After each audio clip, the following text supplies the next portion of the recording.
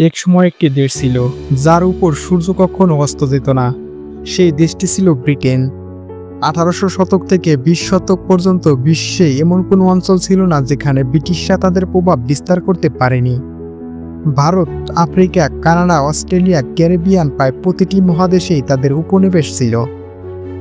সামুদ্রিক শক্তি, শিল্প বিপ্লব এবং বাণিজ্যের দাপটে তারা হয়ে উঠেছিল পৃথিবীর সবচেয়ে প্রভাবশালী সাম্রাজ্য। তবে সময় বদলাতে সময় লাগে না। 20 শতকের মাঝামাঝিতে সেই ব্রিটিশ সাম্রাজ্য ভেঙে পড়ে, আর তার জায়গায় দখল করে নেয় নতুন বিশ্বশক্তি মার্কিন যুক্তরাষ্ট্র। এই পরিবর্তনের পেছনে অনেক কারণ রয়েছে। প্রথমত, ব্রিটিশ সাম্রাজ্যের শক্তি গড়ে উঠেছিল বাণিজ্য আর উপনিবেশের উপর ভিত্তি করে। কিন্তু সময়ের সাথে সাথে উপনিবেশগুলোতে শুরু হয় বিদ্রোহ, স্বাধীনতার আন্দোলন।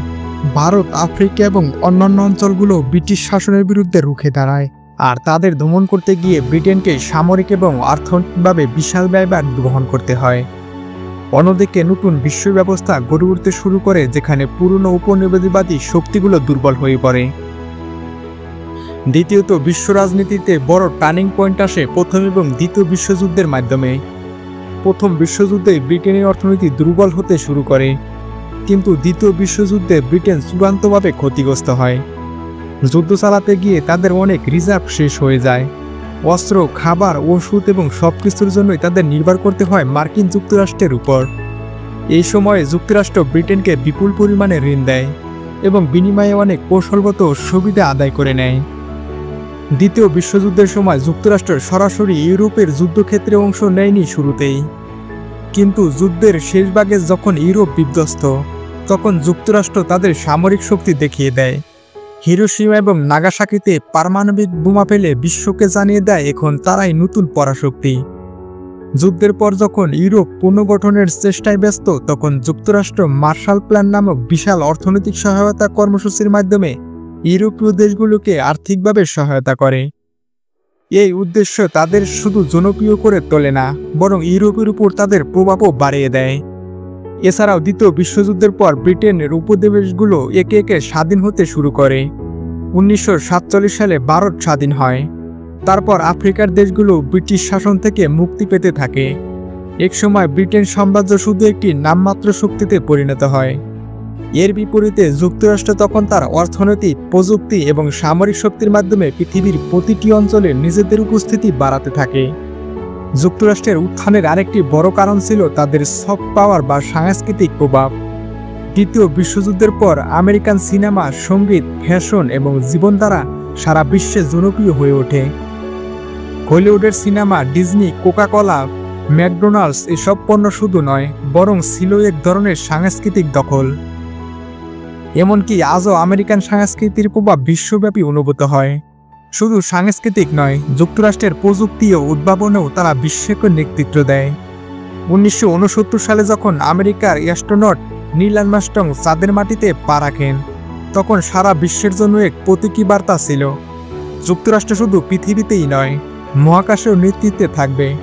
এরপর ইন্টারনেট, কম্পিউটার, স্মার্টফোন এবং কৃত্রিম বুদ্ধিমত্তা, প্রতিটি ক্ষেত্রে আমেরিকার কোম্পানিগুলোই পথ দেখিয়েছে।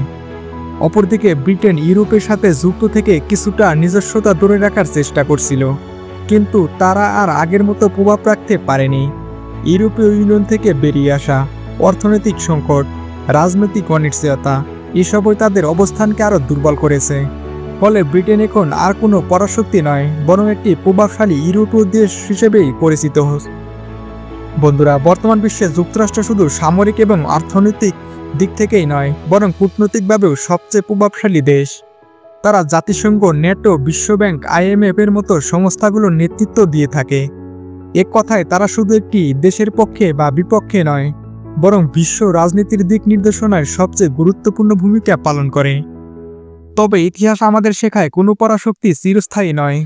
যেমন ব্রিটিশরা একসময় ছিল, আজ নেই, তেমনি যুক্তরাষ্ট্র একদিন হয়তো তার জায়গা হারাতে পারে। বর্তমান বিশ্বে চীন, ভারত, রাশিয়া, ইউরোপীয় ইউনিয়নের মতো শক্তিগুলো ধীরে ধীরে মাথা তুলছে। তারা অর্থনৈতিক, প্রযুক্তি এবং সামরিক দিক থেকে নিজেদের অবস্থান শক্ত করছে। তাই ভবিষ্যতের বিশ্বে হয়তো আরও এক নতুন পরাশক্তির উত্থান ঘটবে। শেষ কথা হলো, পৃথিবীতে ক্ষমতার পালাবদল নতুন কিছু নয়। প্রতিটি সাম্রাজ্যের একটি উত্থান আছে, আবার একটি পতনও আছে। ব্রিটেনের পতনের পথ ধরে যুক্তরাষ্ট্রের উত্থান যেমন বাস্তবতা, তেমনি এই আমেরিকাও একদিন হয়তো অন্য কারো জায়গা করে দিয়ে নিজে ইতিহাস হয়ে যাবে। ইতিহাস কখনো থেমে থাকে না, এটা এক চলমান গল্প, যার পরবর্তী অধ্যায় হয়তো ভবিষ্যতের চীনের হাতে অথবা অন্য কোনো অজানা শক্তির হাতে। বন্ধুরা, ভিডিওটি ভালো লাগলে অবশ্যই একটি লাইক করবেন এবং সাবস্ক্রাইব করে আমাদের পাশেই থাকবেন। আর এই বিষয়ে আপনার নিজস্ব কোনো মতামত থাকলে সেটাও অবশ্যই কমেন্টে জানাবেন।